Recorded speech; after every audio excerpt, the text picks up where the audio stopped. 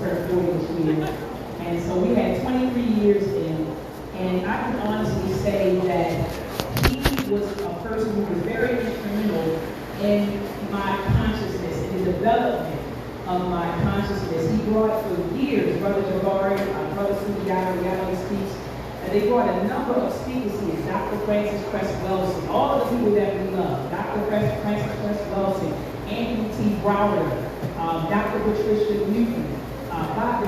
Rudy, and Mama Dr. Rudy come here, Baba Rudy, so the Barudis, oh my goodness, Ashford Quazy, I mean, you name it, he brought him here, Umar Johnson. So a lot of the people that we come to know and adore, they were introduced to us through Reality Speaks. So I just want to give Brother Sudiata and Brother Jabari their flowers while they can smell them. So thank you so much, Brother Jabari, for all that you've done for the community of Baltimore. So today we have with us Dr. Boyce Watkins. Oh my goodness.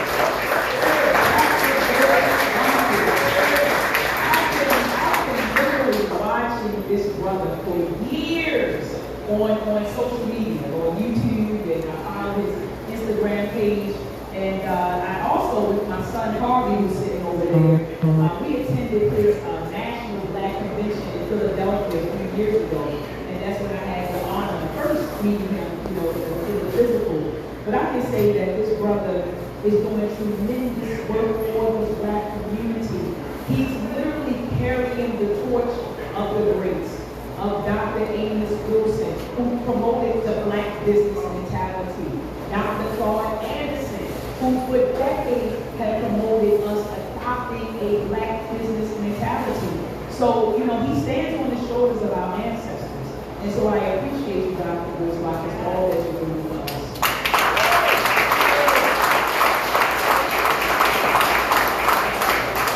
And so why is adopting the Black business mentality important? Well, we need to create some wealth here, right? And so a lot of us have, we operate with this mindset that we want to get our education, right? Get an education and then get a job. And then we perpetuated that mindset to our children. We taught that same mindset to our children. So for example, those who know me know I teach at Boyce State University in school in Indiana. And each semester I ask my students, and I have about 80 to 100 students each semester, and I ask them, I said, what do you want to do with your degree when you graduate? They said, well, Dr. Dr. Dale, well, when I get my degree, I want to get a job that pays $70,000 and $80,000 a year. I want to work for Northrop Grumman or Lockheed Martin, or I want to go to Google, I want to go to Facebook. And I say to them, I say, have you ever heard that you can be the next owner of a Google, owner of a Facebook, owner of a Lockheed Martin? Has that ever dawned on you? And so my students will look at me and say, no, I never thought about that.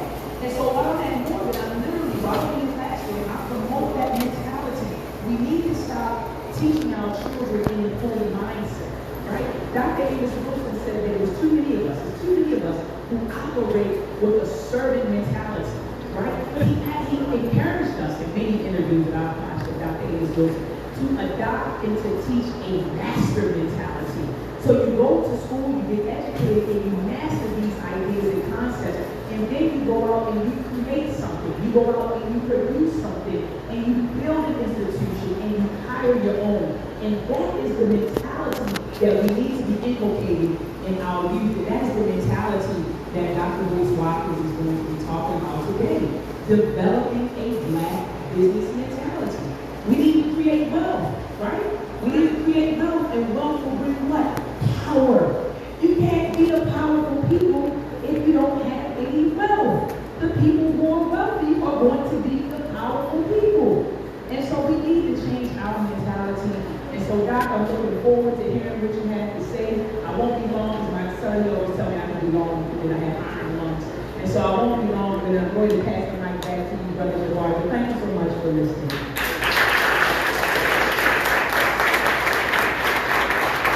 All right.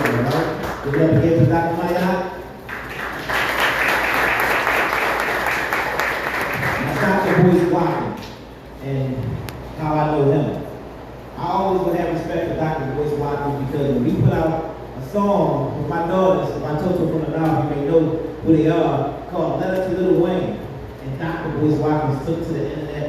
He defended my girl. We became friends. We started doing work together, business together. And Dr. Boyce Watkins would always say, that's my favorite group. That's my favorite female group of all time. And he would run like all their videos. He was networking, do different things. So always got respect for this brother. But defending my daughters. So, you know, even when we debate the barbershop, I tell sometimes, we be like, no, Boyce did this. Boyce said do such and such.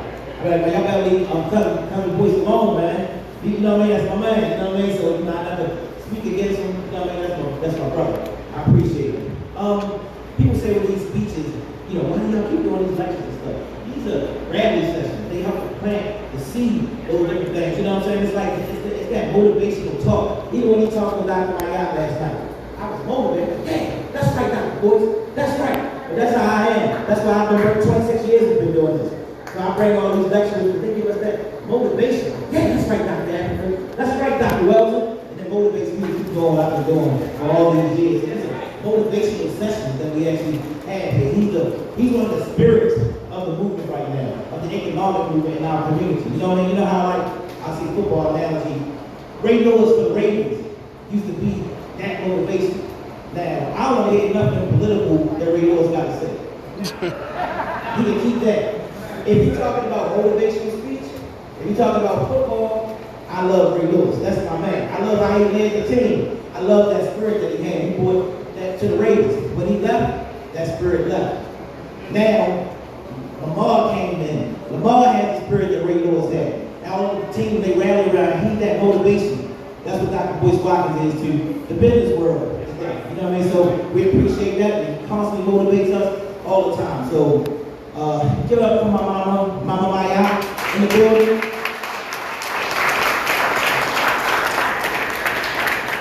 26 years she's been supporting me. She's been at every lecture except for about 3. Maybe about 3 she's been possible.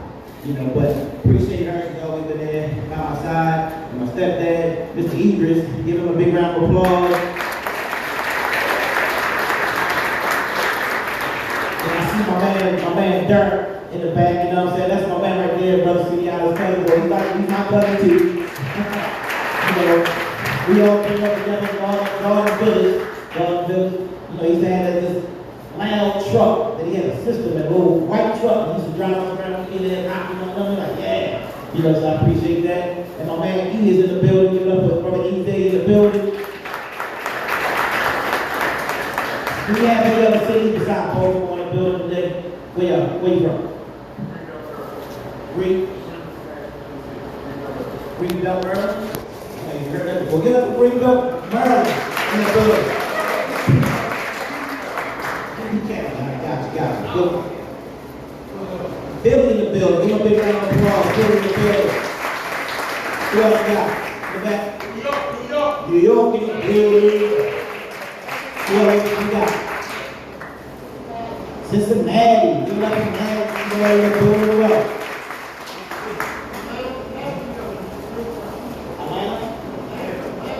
Atlanta, Maryland. Give it up for Atlanta, Maryland in the building. DC in the building. Give it up. Oh, come on. Nah, ain't no do that. Give it up for DC, y'all.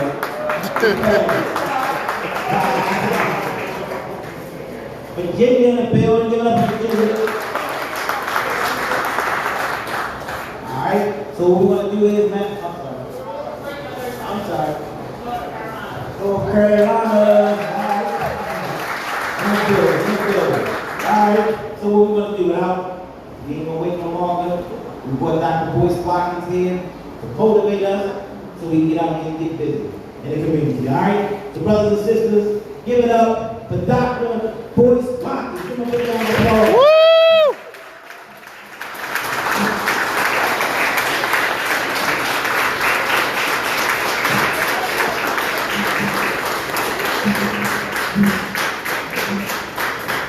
What's up, everybody? Oh, man. I feel like I got to stretch my hamstring if you're ready to listen. I am pumped up. I'm really excited, you know, and I want to, when I get excited, I get ahead of myself sometimes. And I don't want to do that today. And so, while it's on my brain, I want to say, first of all, if you could help me thank, first of all, Jabari, Jabari is one of the greatest black men in this country, in my view.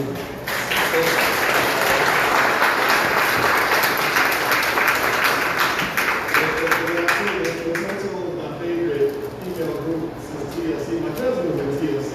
I don't know if I told her that or not, but literally they were right up there, and it still to this day boggles my mind that they didn't become world famous. It just kind of is a reflection of how fucked up our music industry is.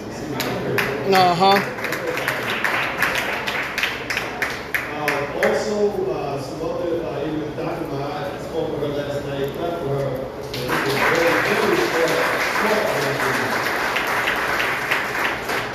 Third, Brother Chase. I heard this story. I don't know if he's in the building, but Brother Boyce was telling me about what Brother Chase is doing in the community. I was extremely impressed. And I mentioned to Jabari, I said, okay, so what we want to do is utilize the power of the internet to tell the whole world what's happening in Baltimore. Maybe if you don't get as much chance to go in different cities, I need to travel a little bit. I don't see what's happening here happening almost anywhere else. You know, there are variations of achievements that people are making, but Baltimore is extremely unique. What you have right now here on is 25th Street. Is that right? Yes, sir. 25th Street is incredibly unique. And when you see something that works, the next job is to mass produce that. You multiply what works, right? So that is something that I want you to be very proud of. Also, the brother Sundiata. Is Sundiata in here? There he is. There he is. Sundiata. You know, I love talking to Brother Jabari because he was kind of telling me the history. And he and Sundiata grew up together. They went to, what was the high school? Patterson High School. And they were real cool. And for a little bit, they weren't cool. And then they became cool again because they're both grown-ass men that know how to overcome their differences for the greater good. And what it made me think about is, it made me think about life. And how in life, what you'll find is that sometimes your worst enemies, the people that can hurt you the most, are the people you're closest to. Right? If you ever want to have a nasty fight, go to war with somebody that used to be right next to you. You know, that's very destructive. And I said, the fact that you two actually took that energy that you could have used to continuously destroy each other, talk down each other's name, you know, try to look out what the other one was doing, you're actually using that energy to build. So I use the numerical example. I said, let's say that I'm a 6 and my friend is a 4, and we go to war. So maybe because I'm a 6, I think, yeah, I can take you down because you're just a 4, right? But we go to war, and your 4 hits me hard, right? So it becomes minus, it becomes negative. 6 minus 4 is what? 2, right? So after the war's over, after I won the battle, I done beat this Negro down, right? I took him out. I used to be a 6, now I'm a 2, because you made me bleed also, right? You didn't win, but you made me bleed, right? And you're a 0, so I feel like I won because I'm a 2 and you're a 0. But did anybody really win? Right? Nobody won. Because what I've done is I think that I won, but really, I'm just not the biggest loser. We both lost. Because we took our energy and we chose to use it in a destructive manner. Can y'all hear good? Let me know if y'all can hear. Or one up if y'all can hear good. I can go a little closer if y'all can't hear. Like Sundiata and Jabari. And I said, okay, you know, 6 minus 4 is 2. And I am a 6 and you're a 4. But 6 plus 4 is what? 10. Right. So the best way for me to deal with an enemy is, or a potential enemy, is not to defeat my enemy. It's also not just to maybe avoid my enemy. It might be to see if I can turn that potential enemy into a friend.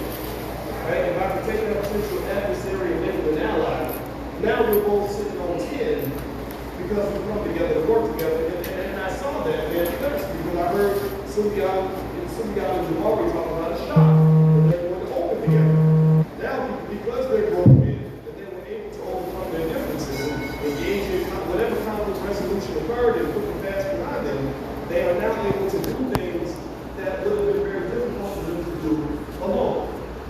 So that is a powerful, important lesson. When you talk about that black business mentality, I felt that that story was perfect, a perfect prototype for exactly what we want to aim for when we're talking about what it is to build business. Because if you look at the definition of things like corporation and all that, it always comes back to relationship.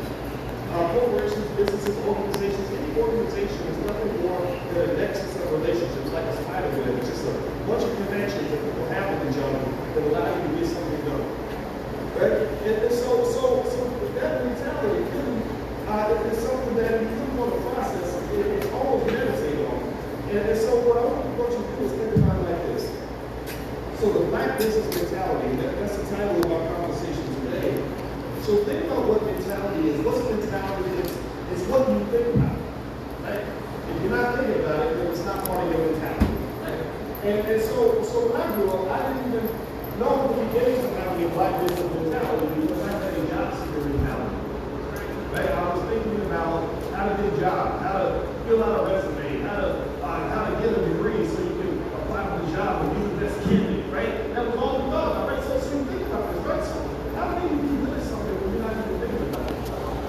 If I'm not thinking about basketball all day, at all, it's not even in my consciousness, then how am I going to be a great basketball player? Right? So a lot of developing economic strength and business strength comes down to asking yourself, what am I thinking about all day? What is the sphere of my consciousness? So when we use that word conscious, a lot of people say, I'm conscious, I'm in a conscious community, I'm woke. Are you really woke? A lot of people know how to say the word woke. They know what they can kind of say it, but I don't even know if they're conscious enough about consciousness to know what consciousness really means. Consciousness, to me, being woke, is awareness. My conscious mind is observing what is around me, and I'm thinking about it, I'm analyzing, I'm breaking it down, I'm processing things so that I can think about what my next move should be. So when you talk about a black business mentality, first thing you got to do is you have to be woke. You need to know what that means. That word consciousness. We have a lot of black folks that literally run away from the word conscious. And they think, well, I don't want to be part of the conscious community because consciousness, conscious. So when you say you don't want to be conscious, you're kind of saying you want to be unconscious. It means you're not saying you want to be woke, you really want to be asleep. And if you look at economics and politics and pretty much everything else, the powers that be that take advantage of those who don't have as much power, they typically use methodologies that seep into your unconscious/subconscious mind. They want you to be asleep because a person who is asleep, a person who is unconscious, is easy to exploit. Whether you're talking about a rapist who puts something in somebody's drink, or if you talk about corporations who use tons and tons of subconscious manipulation strategies to get you to buy products. They don't want you to be conscious when you spend your money because if you're conscious, you're going to say, well, nah, I don't think I really need to spend this money. So I don't know. Let me think about that. I got to go home and process. No, we don't want you to go home. Right? Everybody see that when they're talking when they're selling you a new car. They don't want you to go home and talk about it with your spouse and think about it. They want you to do it now because they think they're tapping into your unconscious, subconscious mind. Right? Politics. They want you to keep voting for the same ridiculous politicians because that's just what you do because that's what your parents did and they're doing nothing for you. You see this, there's probably no great example in the country than Baltimore of what happens when you have the same worthless politicians running the same areas as those areas get torn down and destroyed. Right? Chicago, where I'm from, same thing. So ultimately, this lack of consciousness, that links, when I think about a black business mentality, it all comes back to consciousness and what it means to be woke. And the question is, are you conscious? Are you awake? And if anybody needs to be conscious in this country, it has to be black people. Because they have spent hundreds of years systematically and strategically manipulating your subconscious and unconscious mind. They have taught you how to really hate each other. And you were social distancing before the pandemic ever began. I'm not going near that Negro. I don't want to do business with that. Right? And they have taught you to be afraid. They have taught you to be white supremacists. They have taught you to honor everything that is white. In my hotel right near Johns Hopkins Hospital, and I saw Johns Hopkins, I saw the big sign, and I remember how excited my sister was in college when she got her internship at Johns Hopkins, and that was a big thing for our family. And then I started thinking about Johns Hopkins, and I'm sitting in the middle of this neighborhood. I'm talking to my wife about it. I said, this looks like a neighborhood, but there used to be a lot of black people.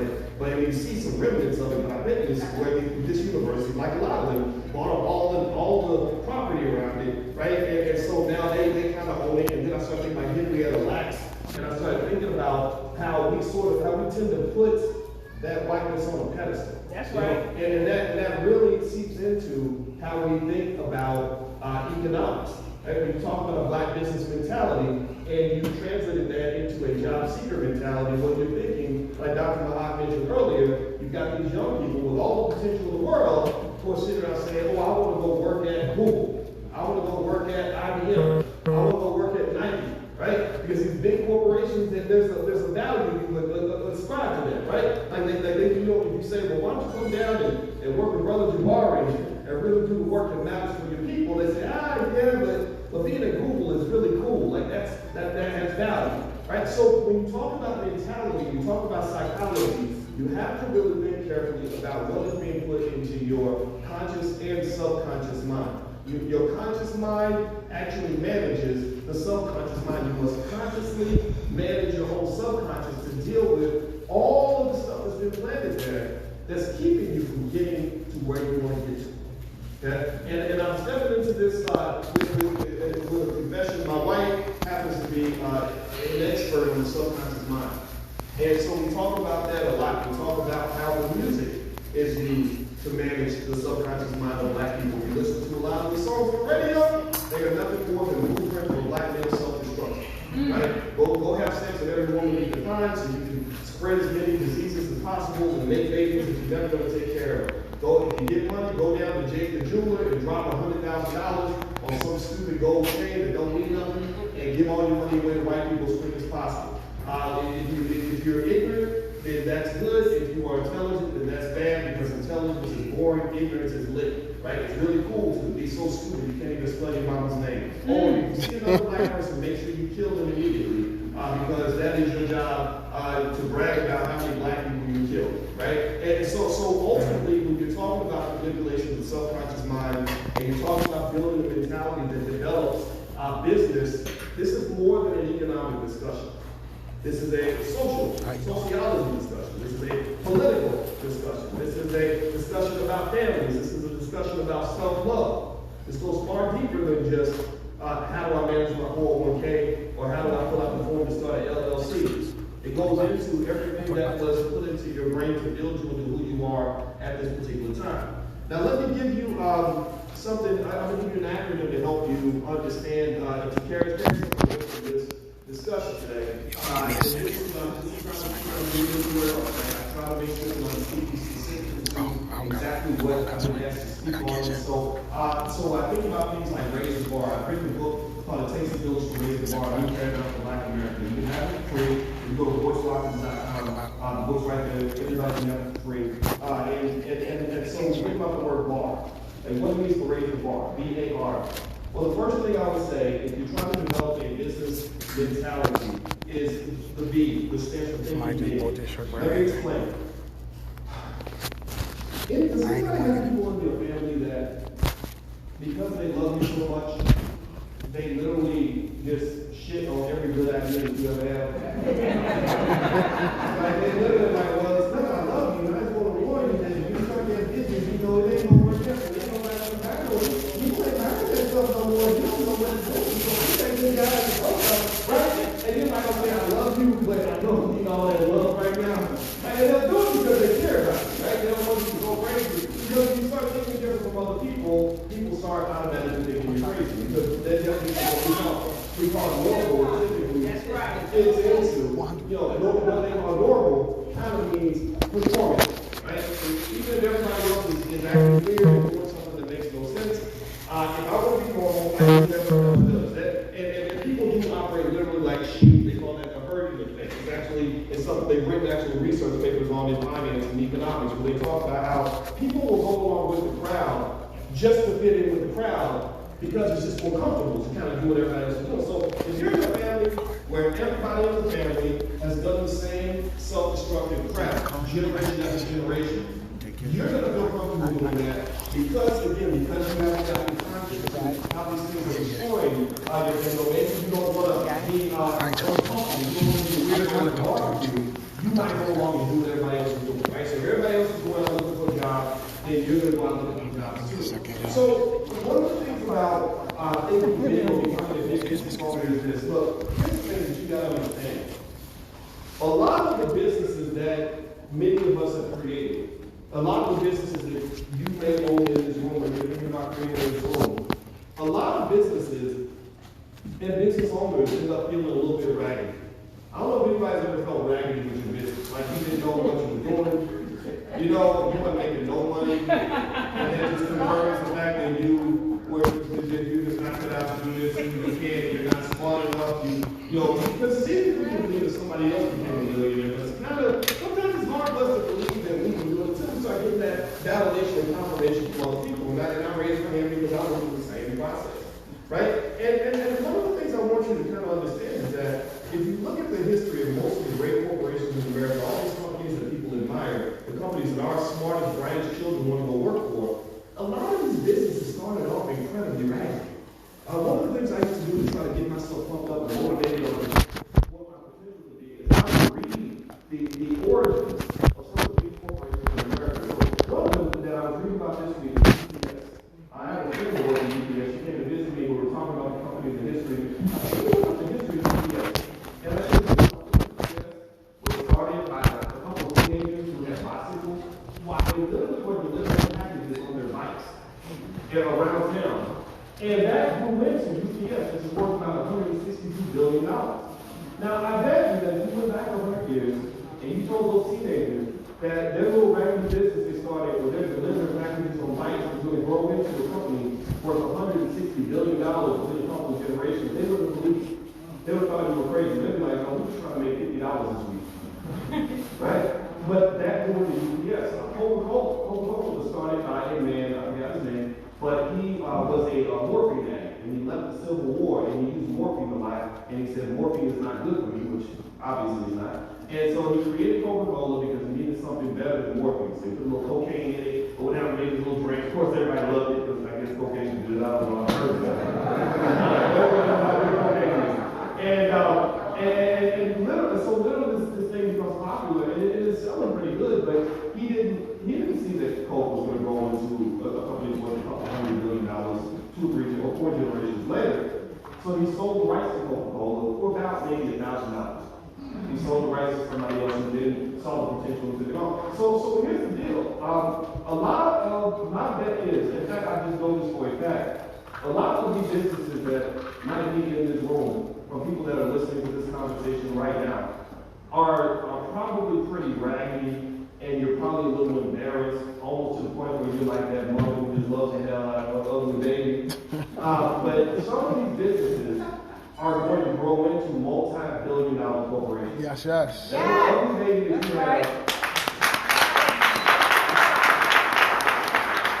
that little ugly baby of a business you have, where you don't happily know what's going on, don't know how to really even do your taxes right, is going to grow into a multi-billion-dollar organization that is going to feed your children, grandchildren, and great-grandchildren. And they're going to have no people on the wall 100 years from today, so they're going to say, that's where Grandma started off back in Baltimore. You understand? Now, it ain't going to happen to everybody. Some of your businesses are just not going to make it. That happens. But some of you are going to have that legacy.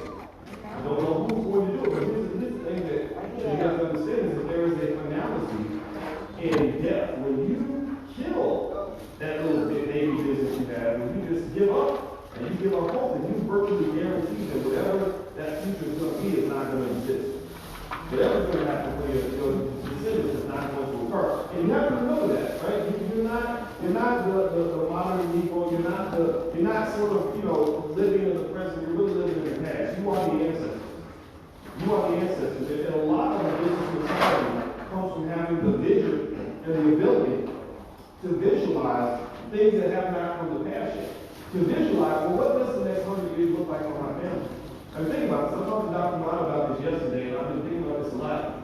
Can you imagine what it would look like if somebody from 1921 wrote a letter or had a speech and a conversation where they were talking to the people of the year 2021 and saying, these are the things that we're putting in place right now so that you guys You think about how amazing that would be. So why don't you go be amazing? To have that conversation with your unborn children, your unborn grandchildren. Let them know what you're doing for them right now that's going to prepare them for the future. Because these little seeds that you plant, these little so-called active businesses that they make no money, some of these businesses grow into economic empires. And it's up to you to decide if you are going to be the protectors and the keepers of that legacy. Are you going to protect the baby while it's tiny, small, vulnerable, and a little ugly, so that it can grow into the big, strong thing that it's supposed to be later on? God has a plan for you. Don't kill the plan. Next, we talk about the word bar, B-A-R. So think big. A is accumulate. A lot of people don't understand that wealth is an accumulation process. Just like snow. When it starts snowing, individual snowflakes mean nothing. They're just tiny, they go away. But if you get trillions of snowflakes falling consistently, eventually you got an accumulation, and so you got a snowstorm. Right? So wealth is an accumulation process. The accumulation process typically occurs across generations. And in order for you to accumulate, though, you must first begin the process of preserving. You have to stop the leak. So let's start with an analogy. Lamar Jackson. I love Lamar Jackson because Lamar Jackson played for Louisville, where I'm from the city of Louisville. And when Lamar was at Louisville, we knew he was going to be great. And God bless Baltimore because everyone was a band and amazing football players. Now, here's the thing. Can anybody tell me what is the number one job of the quarterback? What is Lamar's number one job as quarterback of the Baltimore Ravens? Any sports fans that can tell me? Protect the ball. To What protect. is it? Throw the ball, run the ball, Score. What is it? Protect the ball. Protect the ball. Because if he doesn't protect the ball, then nothing else matters. The number one job of the quarterback is to protect the ball. That's why when the play goes dead, it goes bad. Sometimes they may want to scramble around, but if it's really bad, well, then they get the ball and cover it up. Right? So you keep possession so you can make the next play. So when you talk about wealth, the number one job that we have to focus on in our community, before we talk about accumulation, is you must protect the ball. See, as a community, we're not really protecting the ball. This is not our fault. I don't think we can be blamed for this entirely. But the inability or lack of desire to protect the economic ball is causing black wealth to actually go down over time. It's one thing if you're not, it's like if you're in a race, it's one thing if you're not catching up. It's another thing if you're running backward and you think you're running forward. A lot of the things that we identify as so-called progress are not progress at all. It's a complete illusion. There is a massive, massive wealth drain occurring in our community. It is a drain of our money, which comes from being trained mentally to be consumers as opposed to producers. It's a drain that comes from things like student loans, where you have a lot of educated Negroes like me who thought that going to college was the only way you can actually make progress. Now, there's nothing wrong with going to college, but the problem is that the average black college graduate cannot repay their student loans. So if you default on the student loans, which means you get bad credit, and your net worth is negative, and you have nothing to leave your children, then game over. You lost the game. You might have letters behind your name, but you still lost the wealth game. Doesn't mean college is bad, but you still lost the wealth game. Because you pretty much, to some extent, have become, you've been put into the same position as a sharecropper. That's how sharecropping kind of works. You put people in so much debt that they have to work for you forever. So because you're in all this debt, and I come to you and I say, hey, let's start that business. Well, I can't, but I got to be student loan, I got to keep this job, right? Or let's go and make an investment. Well, I can't, because the credit's bad because the student loans, right? So effectively, we have a lot of highly educated sharecroppers in our community. They just don't think they're sharecroppers because they don't work on a farm. You work on a corporate plantation as opposed to the old school plantation. Slavery is still somewhat similar. It's a different kind of slavery. It's capitalist slavery, which is much more subtle. See, but if you're not conscious, if you're not woke, if you're not aware, then you won't even see it. Right? Because that's the best time to start when they don't know that they're slaves. You give them the illusion of freedom, not actual freedom. So you have a brain. You have brains on not just your money and your wealth in different ways. You have brains on a lot of your best athletes and entertainers that come out of the community. Those industries are owned by other people. You have brains on your time.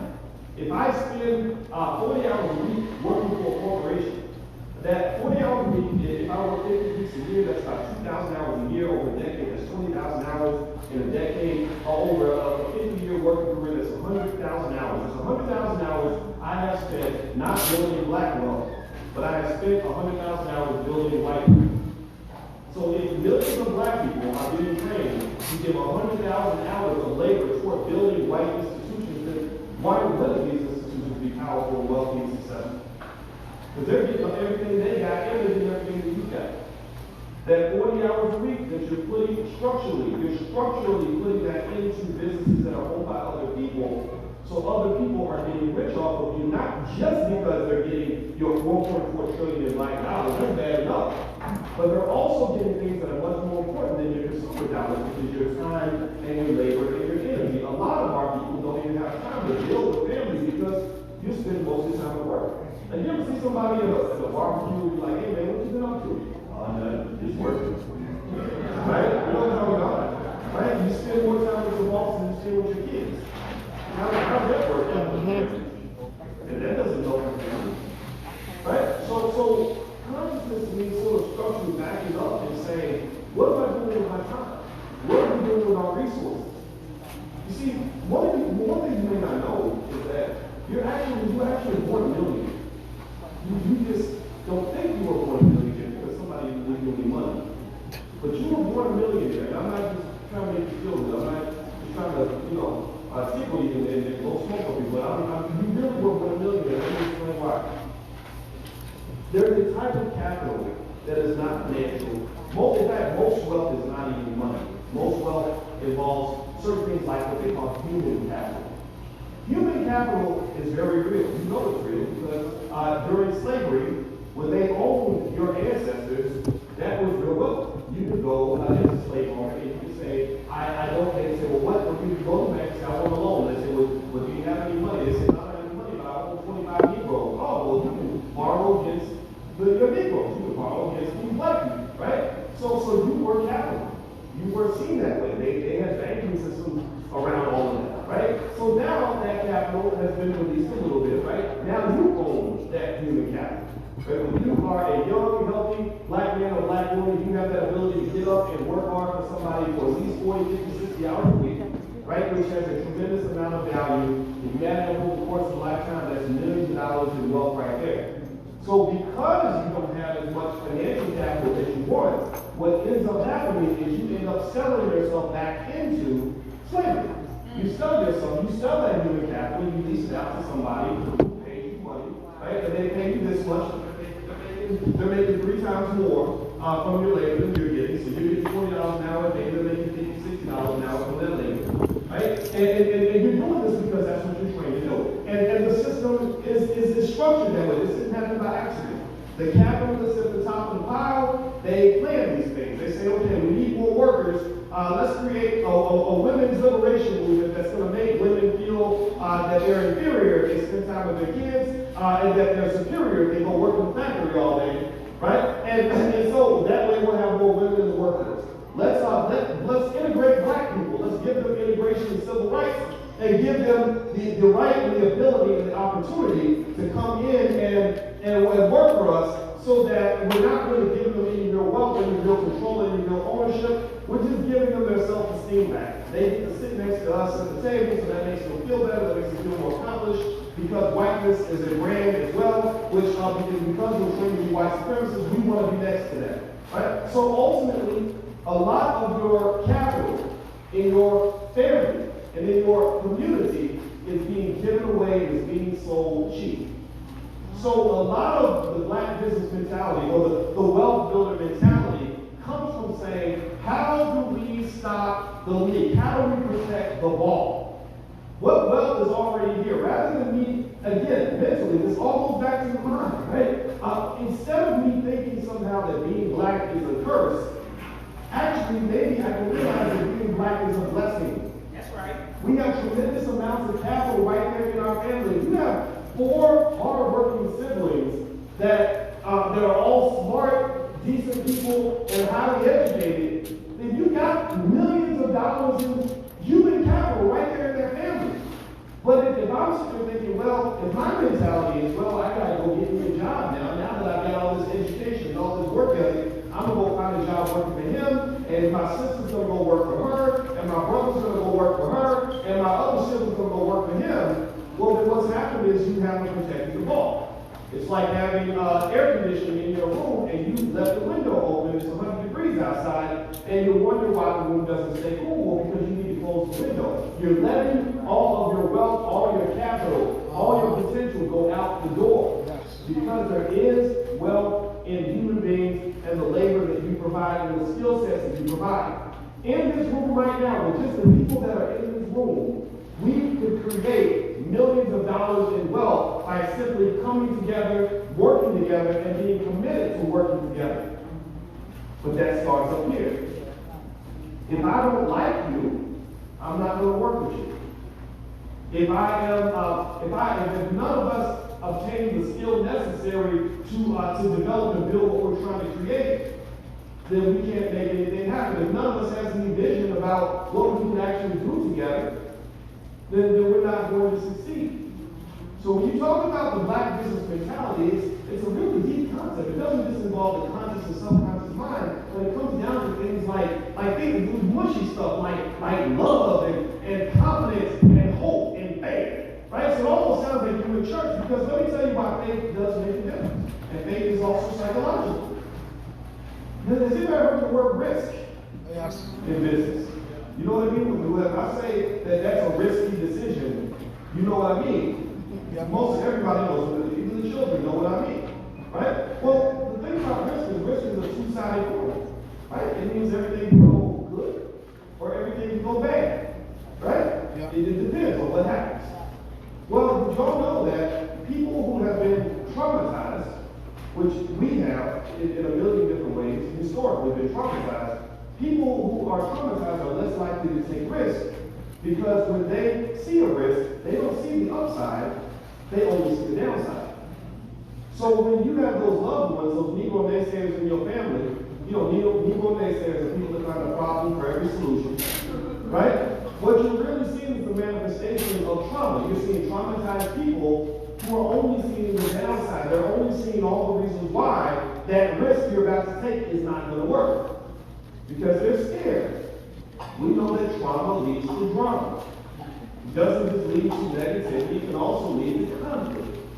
So we're going back not just to things that involve setting up businesses and organizations. I can show you all that, right? That stuff is easy to teach. But what you have to teach yourself is how to unlearn all the things that you've been taught about yourself. Right. All the things that you feel when it comes to your own people, your own relatives, your own family, your own potential. That part is internal. That's not something you're going to pick up in a book. Because if you look at most people that become big business owners and make millions of dollars and all this other stuff, you'll usually find that it isn't just their skill set that separates them, it's usually something spiritual. Like they're going for it. They're jumping out there. They want to meet everybody. They're greeting people with a smile, right? They're forming healthy relationships. Right? Which is the R when it comes to raising the bar. Right? Think big, accumulate relationships. Let me explain how important relationships are. I'll give you an example. I was talking to a young lady that I'm mentoring, and she has 4 sisters. And one sister's like a nurse's aide, the other one works at Ford, the other one is a hairstylist, the other one does something else. And they're all struggling. Everybody's struggling. When you divide it, you struggle. That's what happens. This whole rugged individualism they teach, that's a bunch of nonsense. You got to go back to Africa where they talk about, if you want to go fast, go alone. If you want to go far, go together. You let go of that individualism crap, because it doesn't work. So all the sisters are out there individually. All of them are single mothers. All of them are struggling. The lowest net worth in America is the single black mother. The median net worth of the single black mother is $0. Right there with her is the father with multiple children, multiple households.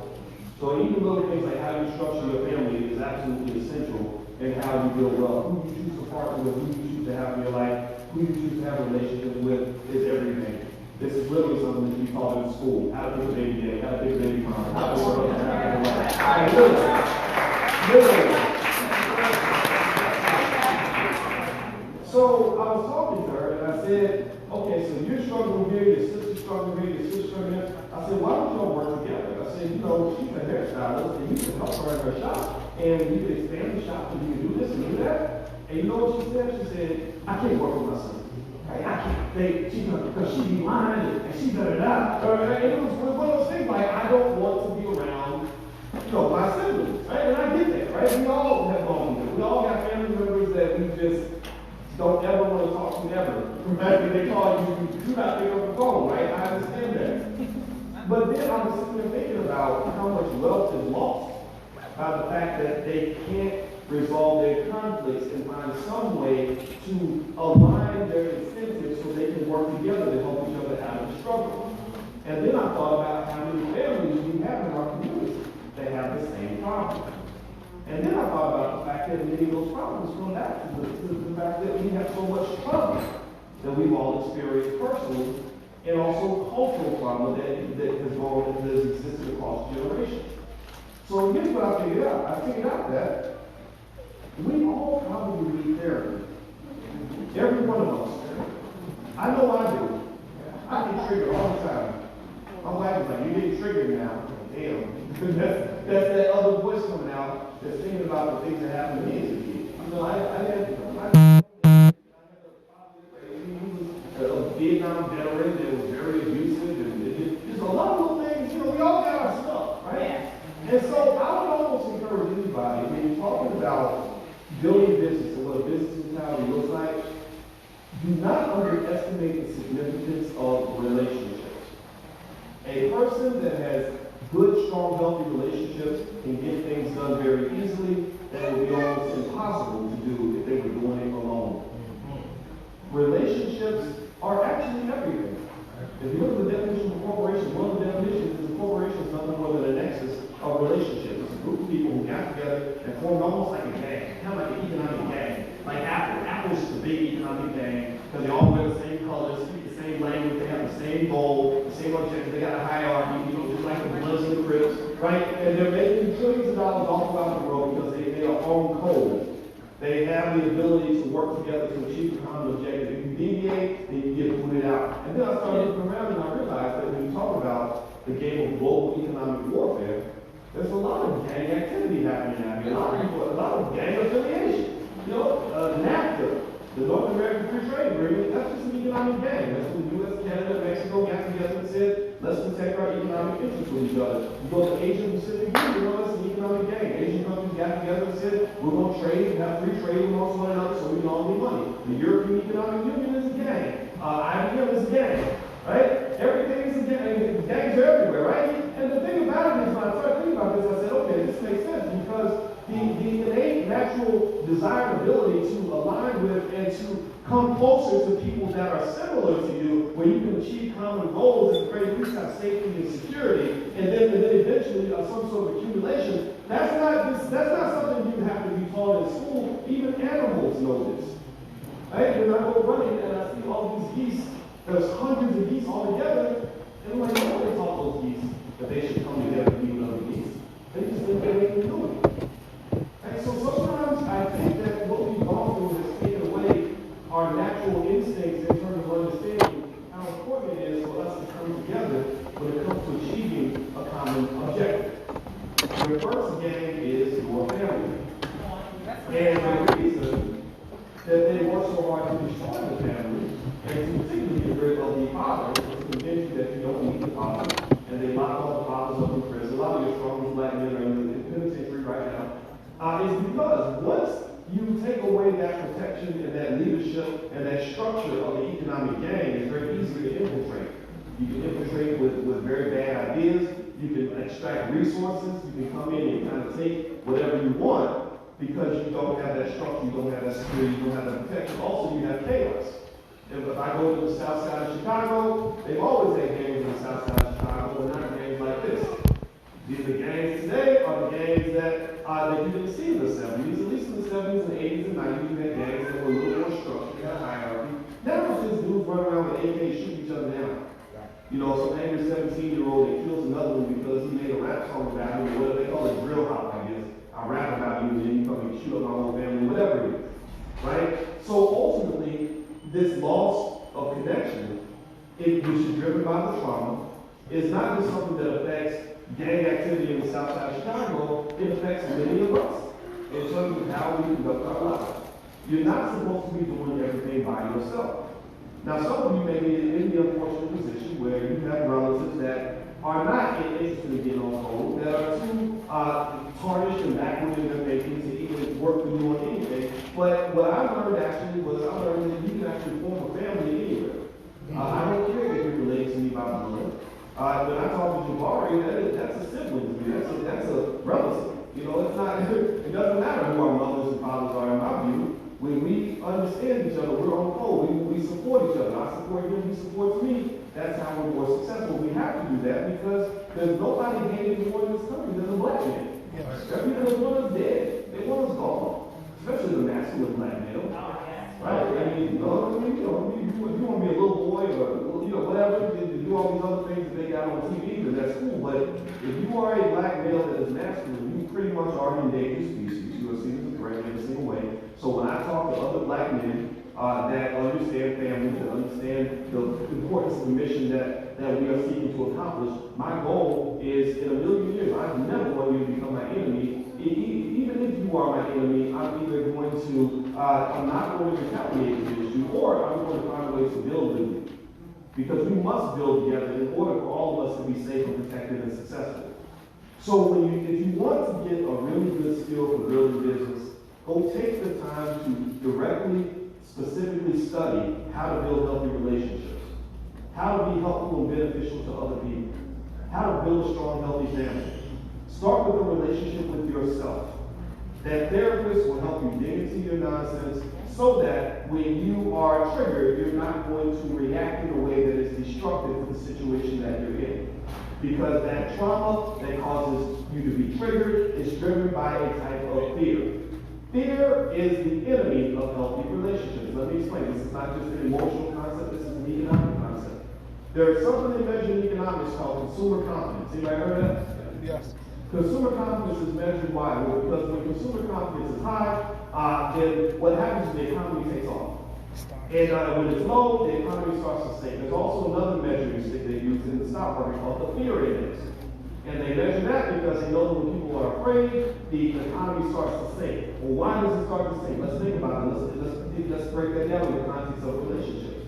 Well, if I am afraid of you, I'm not going to form a healthy relationship with you, right? If I'm dating a woman and I'm scared of getting hurt, she's scared of getting hurt, then neither one of us is going to trust each other. The first sign that we see of either person getting out of line, go run, right? Or she was 10 minutes late, but that means she's not responsible, so I gotta get out of here. I can't deal with that. I can't deal with it no more, right? I gotta think about the relationship, but I ain't doing it, right? You know, we got the track stars, right? Well, the same thing happens economically. When there is fear in the economy, the banks are afraid to make loans because they're afraid of not getting paid back. So they hold on to their money, right?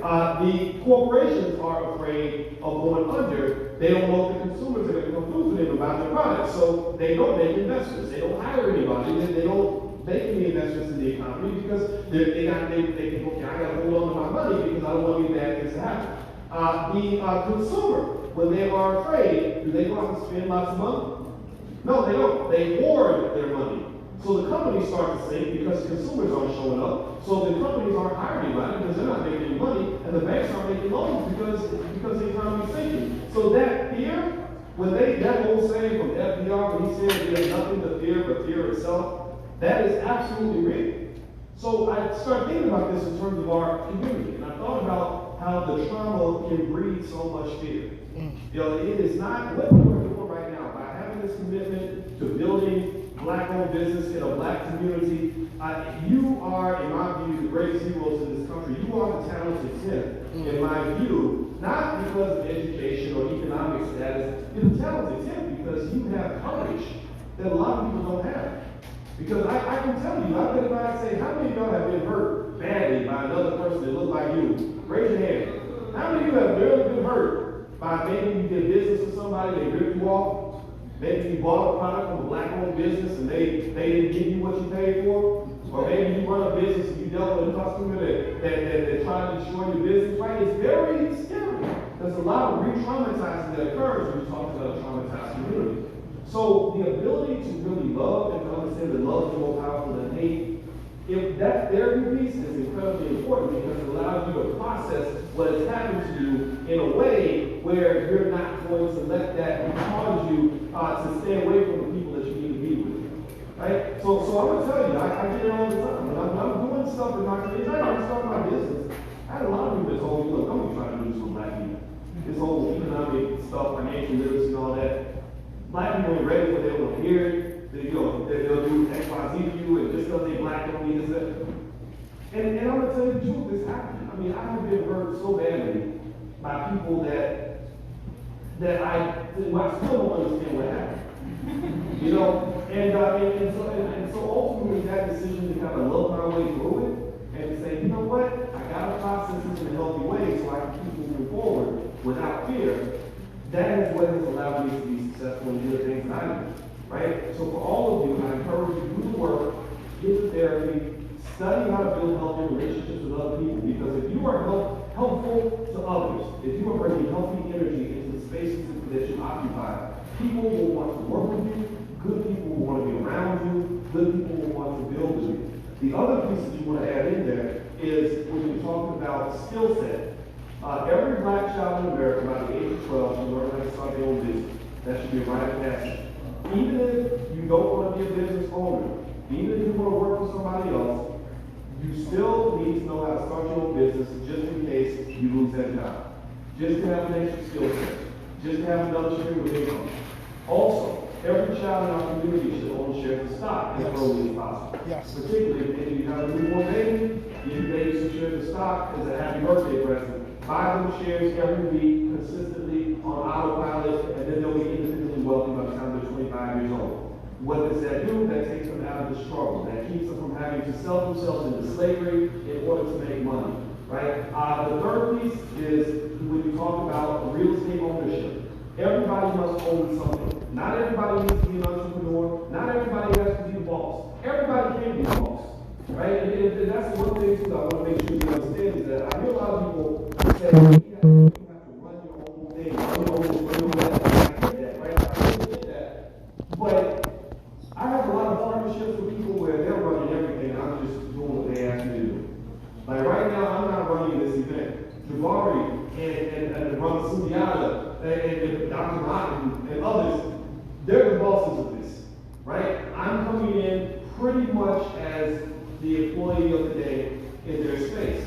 And then there's another situation where I'm running something and they're coming in to support me, right? So when you talk about this boss mentality, don't allow that to get you to the point where you're ego tripping and you don't know when to take a back seat and let someone else take the lead. In fact, it's hard to kind of feel like you have to be the boss of everything and own everything and do everything for yourself. In fact, I've seen people destroy good opportunities because they need to own it all. Right? They need to be the boss of everything. No, this is called cooperation. I'm not here to train you to be a capitalist or definitely not a hardcore capitalist. I'm here to show you how free enterprise and wealth and business ownership can give you the freedom that you deserve as people in a country that doesn't necessarily want to help you. That's what you want to do. You want to see wealth as a pathway to what really matters in life. What really matters are things like freedom and happiness. When I talk to my 10-year-old, I'll share this story and then I'll stop and maybe answer some questions. My 10-year-old came in and she said, Boyce, what did you want to be? She called me Boyce, but I'm her stepfather, but I'm her father, if you know what that means. She's mine, right? I mean, those kids are all mine, period. And so she comes in and she said, Boyce, what did you want to be when you grew up? And I said, I don't know. I think I wanted to play in the NFL or something. I don't remember. And I said, so what about you? What are you thinking about? She said, well, I'm thinking about becoming a dancer and a teacher and an engineer. And I was like, okay, that's nice. I said, okay, so let's talk about growing up and what that means. And now, mind you, the conversation I would have with my parents is, well, this is the type of job you want to get. You know, you get a good job, you get good money, blah, blah, blah, all that. Y'all know the whole story. Y'all probably had the same conversation. But I said, let's talk about something a little more important than that. I said, have you ever heard of the inalienable rights? And she said, no. And I said, well, the inalienable rights are the right to life, liberty, and the pursuit of happiness. It's a European concept, but I like that concept. And I said, so what does that mean? Think about this. Life liberty with the pursuit of happiness. So you know what it means to have life. Liberty kind of means freedom. And let's talk about the last one, the pursuit of happiness. That means that happiness is something that you desire and you need to go pursue that, right? And I said, so a lot of people don't know how to be happy in life because they don't even know what happiness looks like, right? Because again, consciousness, right? If you're not conscious, then you think happiness is a Lamborghini in the driveway and a big house and $1 million paycheck. And that's why you have these celebrities that become suicidal when they have all the money in the world, and all the fame in the world, and all the women in the world, and they don't. The reason they're sad is because they don't understand that really wasn't what actually was going to make you happy. You haven't even taken the time to even figure that out. I said, so knowledge of self really is kind of the first thing you have to say, okay, what really makes me happy? And then once you figure out what's going to make you happy, the next step is figure out where the happiness is. Like, what does that mean in that moment? Because it can change, right? So some days, happiness might mean going to the movies. Other days, happiness might mean calling my mother on the phone. Another day, happiness might mean going to the gym or sleeping in or whatever, right? So happiness is located somewhere out here. I figured out what it is and where it's at. Now I got to go pursue happiness, right? And so I told her, I said, a lot of people can't be happy because, one, they don't know how to be happy, and then two, they can't pursue happiness. And the reason they can't pursue happiness is because they got to go to work, right? So you get up and you're working forward, and I bet you that for 99.9% of all Ford employees, happiness that day is not in the Ford plant. Right. It is not on the assembly floor, right? But you can't go pursue happiness because you are locked into the corporate plantation. So I said the best thing I can do for you as your father is to help you figure out what's going to make you happy. Because that's why you do all this stuff. You go out and make money, you work hard, and all this stuff, so you can be happy. If you're not happy, then you lost the game, right? So I said, so here's what I want you to understand. Happiness is like the sibling of freedom. Because if you are free, then you have the freedom to pursue happiness. So a free person with knowledge of self is most likely, in my view, to be happy because they know what's going to make them happy and they have the freedom to pursue it. And I said, next to freedom is economic freedom, because if you got economic freedom, then money does not become a barrier for you to pursue the happiness that your heart desires. Right? You say, you know what, happiness means going on a vacation right now to Fiji, and I'm going to book the ticket and just go because I got the time, I got the money, and it's good. Right? So what I told her that day, and I probably gave her like the most confusing answer that a father could give a 10-year-old, but I think she can handle it, and we had that conversation. So I said, I think the best advice I can give you as a young black woman is to be economically independent and strong. That means I'm going to do my part. I've got some assets that we're accumulating for you, but your part is to understand money so that you're not in a situation where you feel trapped. A lot of our people struggle with depression. Depression tends to be linked to a lack of options. When they study rats that were depressed, and they found that the most depressed rats they measured the serotonin in their brain. And they found that the rats who had the most depression symptoms were the rats that were put in a situation they couldn't get out of. They were locked up, they were in pain, and they couldn't figure out a way to get out of it. So a lot of our people are in pain and don't know how to get out of that situation. We're in these painful, tough situations that lead us to be depressed. And so that freedom piece is critically important, and typically that lack of freedom links back to money. It links back to where you are financially. So I said, as a young black woman, I think that the goal, rather than me telling you to be a dancer or an engineer or a teacher, I think you should be all of that. But first, I'm going to make sure that you are financially good. And when you're financially good, you have knowledge of self, and you commit to being a good person and doing the things that matter to you, I think you have a pretty good shot at being happy. So think about things in that way. Again, when you're talking about mentality, you're talking about consciousness and awareness. That awareness of what's going to make you happy is far deeper than what you're going to get from public school systems, media, or anything else. It really has to come from you. That's all I have to say. Thank you, and I hope this helps you out.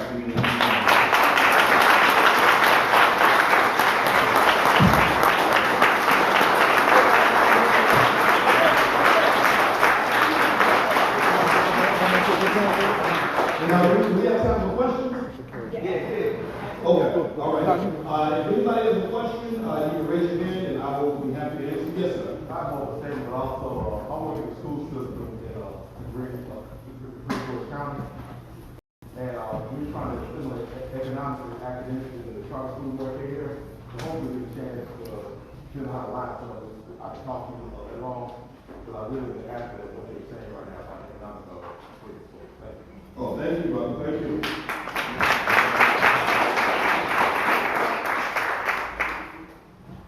Another question? Yes, sir. Hey, Dr. Boyce. I want to know, so right now we're in a very important economic time, in my opinion. So what's your view when it comes to Bitcoin and Black Americans? What's my view with Bitcoin and Black America? I'm not Bitcoin consistently, but I'm always prepared for the other shoe to drop because I still think crypto is kind of a new investing space that can be easily disrupted. Thank you, man. China made some announcements that almost made transactions in cryptocurrency. They didn't outlaw the possession of cryptocurrency, but the government has been very unpredictable, and they could do that at some point. Nobody knows. And the reason I mention China is because China and Asian countries are supporting the price of cryptocurrency. They're really enthusiastic about it. And so these little factors, these little unknowns are the things we want to be careful about. So I do invest in Bitcoin. I don't put more than 10% of my portfolio in it though, because it can disappear at any second, but then it can also go to the moon. If they leave it alone, I think it's going to go to the moon, but if they keep messing with it, bad things can happen. Also, Ethereum is one of my favorite cryptos because there's a lot of great stuff being built on Ethereum, like the NFT networks and stuff like that. I think Ethereum has a tremendous amount of potential. So most of my crypto money, I invest in about like 20, 25 different coins. Actually, you go to drboycecrypto.com. I have screenshots of all the different cryptos I own. So if anybody wants to take a look, you can. But so I dabble in all of them, just kind of mess around, you know that little roll the dice. I think are really going to pay off. I'm thinking about those little big dogs, Bitcoin, Ethereum, and I also like Cardano. Yes, sir. Good. So, I last met you. You was in Philly probably about 2 years ago. You was teaching about stock market, and I just left my job in July because stock market's been doing so great for me. And at that event, you was talking about starting an investment group, and I would like to start one of my own. I need some advice on how to get that started. Okay, well, let's see. So, you want to form an investment group? There's let me see. Well, I can't teach it to you right now, but there's instruction out there, not just online, but also in the Black Business School, which everybody can get started in the Black Business School for free, the blackbusinessschool.com. So feel free to take a look. We do have something there, how to form an investment club, and that's important because a lot of wealth that's built in this society is built with groups and clubs and things like that. And an investment club has a lot of value that goes beyond just how much money you make. Just fellowshipping and networking with other people is an incubator of economic possibility. You know, like that's just born out of that. It's like if I have a nightclub and I bring together the prettiest girls in town and the most eligible bachelors in town, you know, things will happen, right? Things will pop off, babies will be born, people get married, things like that. So the same thing is true with an economic club. When you get together, what you're doing is you're bringing not just your money together, you're bringing your ideas together, you're bringing your networks together, you're creating an economy. An economy is created, the same way you create anything, the same way you bring people together and make babies, whatever the case may be. Economies are created by basically people coming together and sharing resources, and wealth literally rises when you're together. If you take a group of people that are working together, making money, and you spread it apart, a lot of wealth just disappears. So come together. So forming an investment club is a great idea. Thank you. So look, we got time for some questions, so y'all make sure y'all ask a few. Alright? So I just want to acknowledge Sister Tolu in the building. Give a big round of applause for the support. You guys speak for a long time. My queen mom is in the building. My son is brought today. His mother is Nasir. Yeah, just want to raise my acknowledgement. And Sister Janaki and her kings in the building. And my man, brother David from from the barber shop from all time.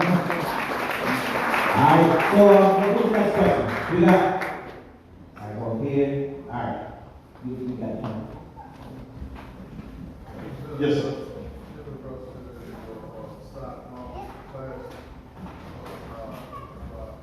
Oh, the stock option, yeah, stockoptionsmasterclass.com. That's the class I have in stock options. Stockoptionsmasterclass.com.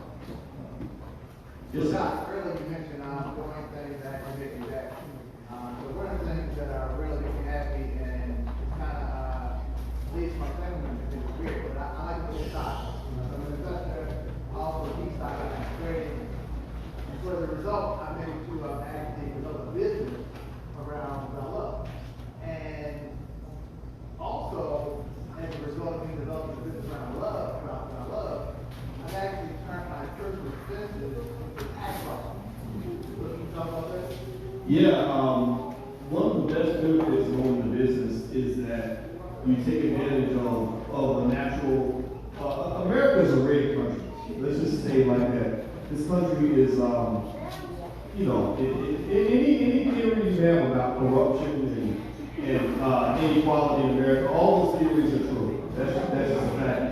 So I don't think any of us has that ability to change any of that, but you have the ability to gain consciousness of it and shift your behavior so that you're benefiting from the way it's structured, right? So one of the craziest things about this country is that a lot of the taxes that are paid in this country are paid by people who work a job every day. So you go to work, you get your money, you don't have any write-offs, so a big chunk of your check, all of us have experienced this, I'm sure most of us have, a big chunk of your check is just gone, you know, because it goes for taxes. Well, people that own businesses, and I'm not just talking about rich people, I'm talking about people that have a business mentality, they are able to take advantage of the fact that people that run businesses or have wealth tend to pay a lower tax rate, because capital gains tax is lower than the income tax. And also, you can write off so many things that literally reduces your income to almost nothing. And I mean, when my accountant got done doing my taxes, I almost felt guilty. I said, I should be paying, this is a lie, like, I'm not this broke. But she was just like, well, you write off this and this and this and this. And what it was that if you have a business that is tied to things you love to do anyway, tied to your family and tied to whatever activity you're passionate about, you kind of get to write off your life. Yeah. Right? You get to write off so many things that it's not fair, but it's not illegal. And so this is another reason why I believe every family in our community should have a family business. Yes. Make sure you got a good accountant that's not going to get into no shady stuff, right? Don't get into where we just write stuff off that you're not supposed to write off. Be honest. But even in that context, you can write off so many things and put yourself in such an advantageous position as you did. So you're right. You know, he's 100% correct. Everybody, like with your kids, maybe encourage them to have an LLC or something by a certain age. Also, stop thinking that what you do for a living has to be disconnected from what you want to do for your life. Right? A lot of us grew up learning about things like work-life balance. Like, okay, I got to find a way to live my life in between going to work. And really the better term is work-life blend. How do you connect the things you love to a business model? And so when I talk to my kids about what they want to do when they grow up, we don't even talk about professions. I say, what do you love? What are you passionate about? And then if you understand economics, then you understand that almost anything that you're passionate about has an economic model somewhere in it. Our 17-year-old loves video games, and I said, you know this is a multi-billion-dollar industry. Like, you don't have to play video games in between all the other stuff you're doing. Like, that can really be a part of how you make your money. Yes. And the other interesting thing, here's another funny thing about starting businesses and all sorts of stuff that tripped me out, is I said this to my friend, I said, you know, it's interesting how, for most people, the difference between complete freedom and corporate slavery is not a lot of money. It's like $4,000 or $5,000 a month. Right? Really, that's it. So if you raise your kids and teach them how to generate $4,000 or $5,000 a month, you can actually do that yourself if you invest in them by the little. They can have assets and put it in an annuity and have the check that's come in from every month or whatever.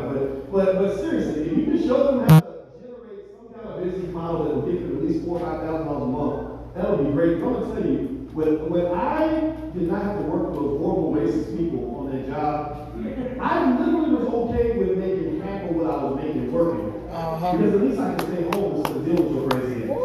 Right? So, there you go.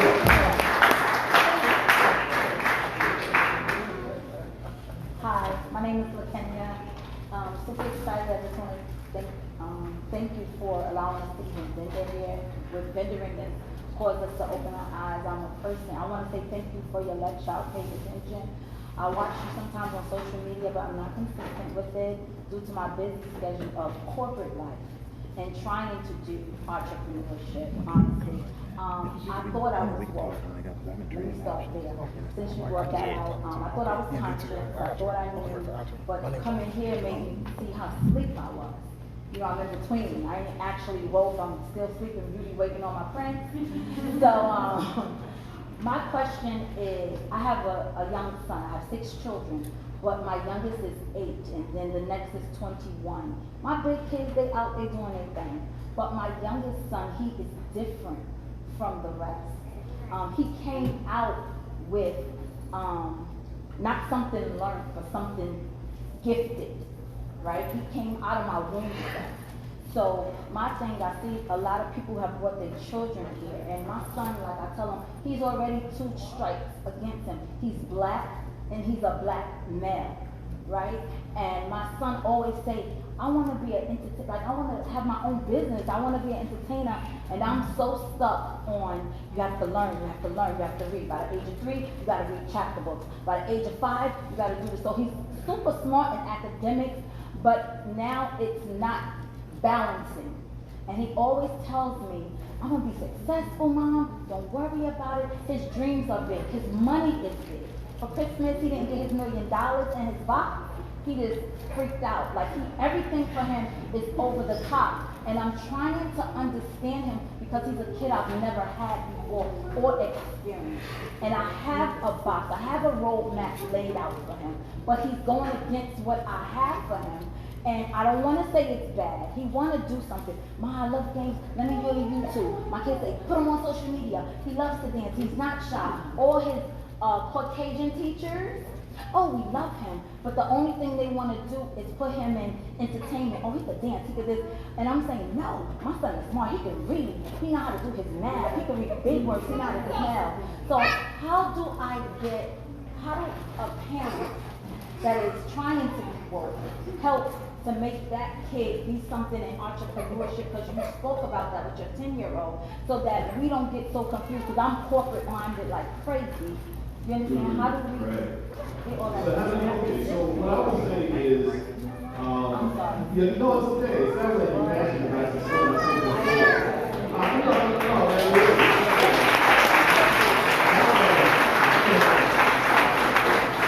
yeah, I mean, if it wasn't for my mother, cussing out some teachers when I was a kid, I wouldn't be here right now.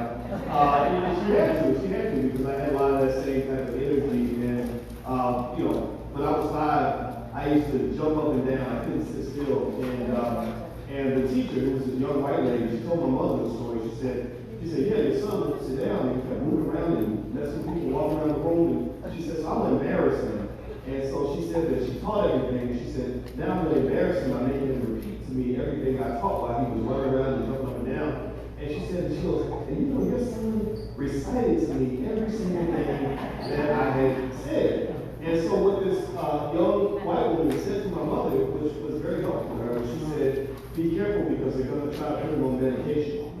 They're going to try to basically misinterpret what he is. He's not stupid. He's alert. Don't let them do that. So my mother fought the school system for many years because, I was a little bit different. And I still act a fool. Right? To this day, I'll treat you acting fool, right? So that's all that is little voice coming out. So with that being said, I applaud the fact that you're observing with your son, and I'm not here on any level to write a textbook on parenting, because we all none of us gets it completely right.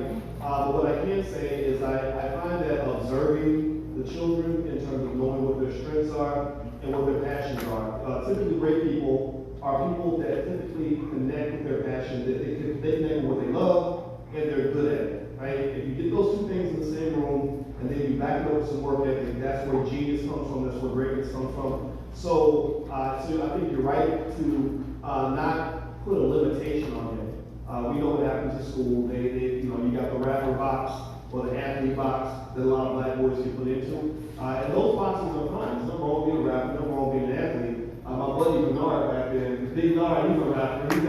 When you use the word bar, he's got bars. So, so there's nothing wrong with that rap athlete box. But also, Bernard is a trained computer engineer, right?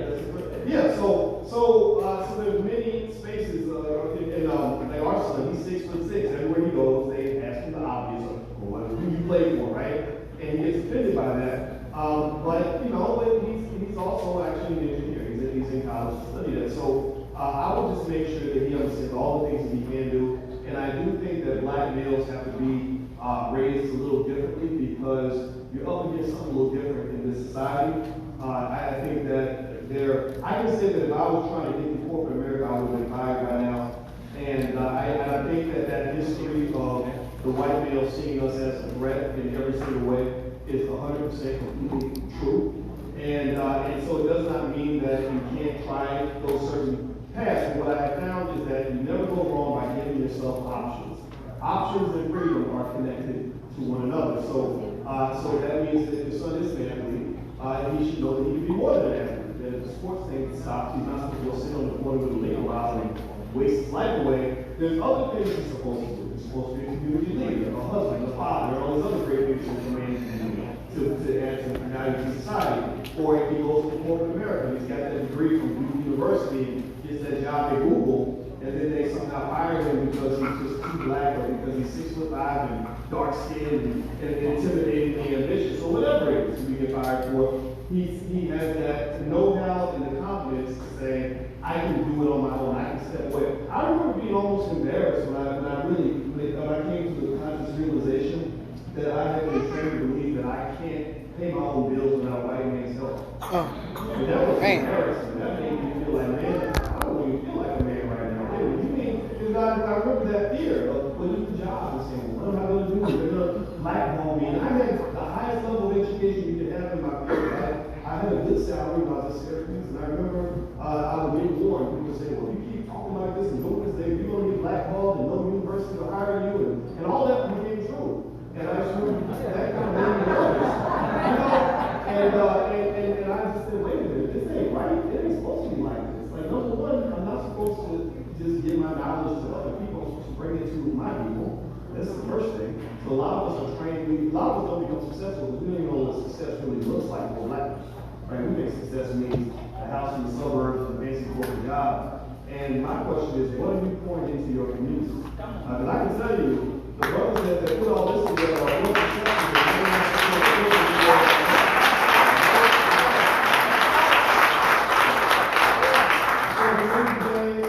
At the end of the day, the black male, all that stuff about the black male being the endangered species and all that stuff, that is 100% true. And I don't feel sorry for you because of that. Because when you work for nobody feels sorry for you. You're not a goddamn baby. You stand up and you fight and you figure it out. That's what we do. I want to acknowledge another very strong brother now in the community. Give up for brother Imhotep. Very strong organizer in our community. We appreciate all that hard work. Join us back right here. Peace and blessings to everyone. I just got a quick question. With the economy shifting with this pandemic and everything, I just want to know how do you feel about opening up a storefront, especially with e-commerce, like selling things online, and that's raising the bar. How do you feel? Is it safe to open up a storefront? Is that still a good investment?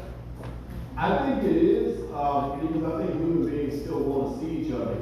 But I do think that the incorporation of the digital backdrop in whatever you do is just the way the world works now, right? So it definitely is like either or, it's both and. Now, when you talk about investing in the storefront, because of the conditions right now, it is riskier, but there are more opportunities because everybody's scared now, right? So a lot of these buildings are, people are regularly leases and all this other stuff. So that might be a chance to get, if you're a long-term investor, it might be a chance for you to go ahead and get into a situation that would have been tough before the pandemic. But there could be some short-term problems because there's a lot of uncertainty right now in America. Nobody knows where this is going to go. This pandemic, I think they said it's going to be endemic, meaning that the virus is never going to go away. We're going to have to learn to live with it. And what that future looks like, nobody knows. But I wouldn't make too many long-term decisions based on short-term temporary conditions. Remember, this is just a moment in time. 5 years from now, we'll remember the pandemic, but it won't be defining our country at that time. So keep making your moves and look at the bigger picture instead of, and don't let this moment shape too much of your vision and decision making. But yes, so I think a storefront can still be a good move. Just be very cautious though. Right, thank you. So of course I follow you on social media. You're always talking about building wealth as well as the stock market and being able to invest and also diversifying as well. So of course I have a decent portfolio, ETFs, individual stocks. I've been in crypto since like 2016. Well, one thing I haven't heard you mention, maybe not in this video, but I've also done investing through equity crowdfunding, through the whole Jobs Act, and being able to invest in pre-IPO companies, private companies. So I want to see what your thoughts are with equity crowdfunding. Of course, that allows people who aren't accredited investors to be able to invest in companies before they go public. And I'm becoming a accredited investor now too, but still want to make sure that the 20-some companies I have invested in, that it was a good idea or what your thoughts are. I think, and you're right, you didn't miss the video, because I haven't done a lot of videos on it. Mainly because I understand the area, but, as in terms of being a person that's heavily experienced there, that's not necessarily a strong suit. But I can speak to it as a person who has participated in some of that equity crowdfunding. So I can tell you what it is, in my view, what I see it as. I don't necessarily know if it's always such a magical type of investment, right? There's all different ways, all that you mentioned. Certainly you're doing a really good job of really spreading your eggs out and participating in all the different ways to make money. A lot of us feel that IPOs are this wonderful investment, and a lot of IPOs are just garbage, right? And also what I have found is that investing in pre-IPO companies in the equity crowdfunding space, or even private deals, people are bought to me, or companies that might go public, is that it is not very liquid, right? It's going to take some time, years, before you really see that ROI. And so I've participated. There are a couple companies like that where I've kind of said, okay, yeah, I'll put some money in, and it's been okay. And I think people should know about it, but I wouldn't see it as like, okay, this is the way to go. This is where I should put all my money. Because remember that if you put your money into a small business that isn't generating revenue yet, it's going to take a while for that investment to turn over. You may not be able to just sell it, just like that, like you can with stock. So as long as you know what it is, I think it's okay. So I do agree with you, brother, that equity crowdfunding is something worth looking into. I like the way the Jobs Act kind of opened the door for that, for unaccredited investors. I think that's been great for a lot of companies. And I say, why not? And that's usually, honestly, that's my answer for almost all types of investments that make sense, is why not? The only time that answer doesn't apply is when you talk about like the Dogecoin and Shiba Inu and all that. That's all not real. That's fake, that's gambling, right? So I'm not saying don't do it, but just know that that's not investing. But everything else, it's like, okay, yeah, I'll put some money in. And then with equity crowdfunding, what I also like about it is that investing doesn't just have to be about how much money you're going to make. It can be about what you just really enjoy, what you want to be a part of. And so if you go to the equity crowdfunding site, I don't know, what's your favorite equity crowdfunding site? Start Engine and WeFund. What's that? Start Engine and WeFund. Start Engine and WeFund. WeFund are familiar with the other one, not. But yeah, maybe check it out. And if you see some businesses that that inspire you, or you want to just take pride in being a part of it, I say go for it. Because remember, investing in wealth building is a culture. It's something where if you just make it part of what you just do consistently, to the point where you make so many investments, you can't even hardly remember everything you invested in, because that's just what you do. Like, so for example, if I was to ask you, spending is already a culture, right? So if I said to you, What did you do with all the money that you made in 2013? You probably couldn't tell me.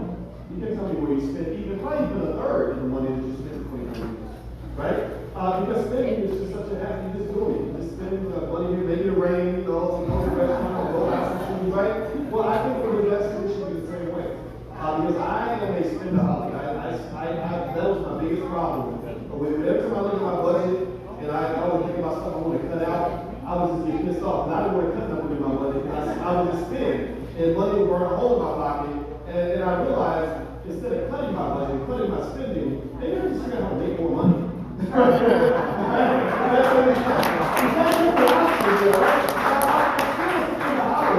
But two things. One, I figured out how to make more money. And two, what I found was, and again, this is all psychological, so we go back to mentality, is I realized that investing gave me the same high as spending.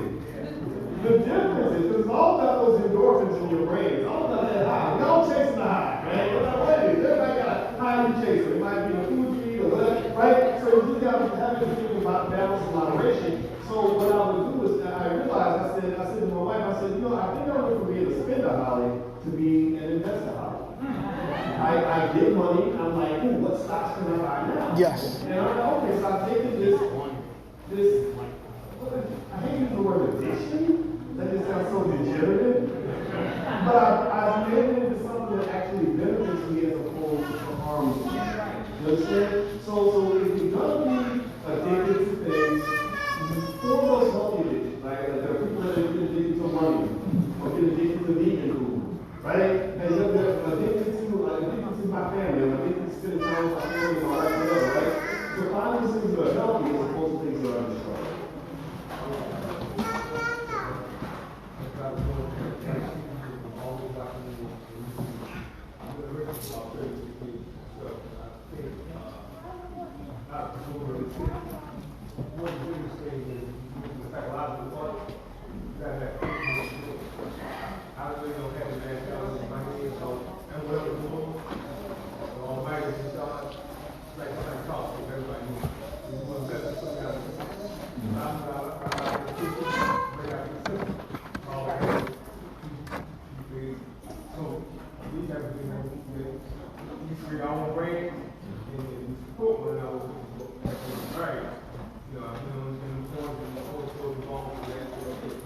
That same fight, but I enjoy it, I love it.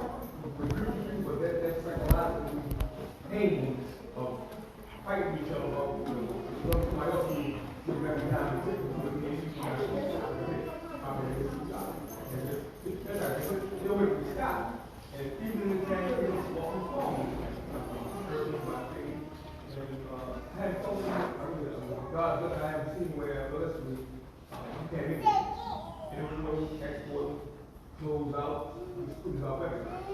Close out. There's a lot of money wasted. You got to know what you buy. What's selling? You can get it was like Minneapolis, right? I got two months in one on Tanzania, and also you get money in 2000, you go there, things like you go to the dam, you export. A lot of things, but even to the whole doing. It's just how it's better. I feel allowed to be all organic, all my food. And I know this is a big market. The health model is a $6 market. Down to the earth for 5 to the food. Whatever it is there is the earth. Let's think about what I've got. I appreciate your watch all the time. But I'm not a shopper. I got more people called investing in the stock. So I'm a person who can walk while you are practical business anyway. I'm not really that good. So if I start marketing the number of all the right now I buy a lot of silver and gold. I got some silver in mine. So you think it's good? Silver and gold. Remember, a few minutes ago, I said, why not? Sure. I own some silver, I own some gold. Most of the ETFs, exchange traded, I don't own actual bars. I know there's, you can pay debts and stuff like that, but I don't see gold and silver as something that will make you rich. But there are some people that believe that gold is a good hedge against inflation. And inflation is a concern because you see the government really spending money it doesn't have. So the value of the dollar is dropping. But it's not at a state of emergency. I hear a lot of people that can become very alarmist about everything coming to that system. But you got to remember that, this is the first generation where we have people tell us the economy is going to collapse. Yeah. There have been people since 1920 that have been writing books about how how our economic system is going to go in hell and collapse. And it hasn't happened. Right? So I would, rather than assuming that it's all collapse, assuming that it's going to survive, and just make sure you make the appropriate adjustments. And to your point also about Africa, one of the things about that, I think this is a good way for me to finish up on this, is there is so much economic potential in the continent of Africa.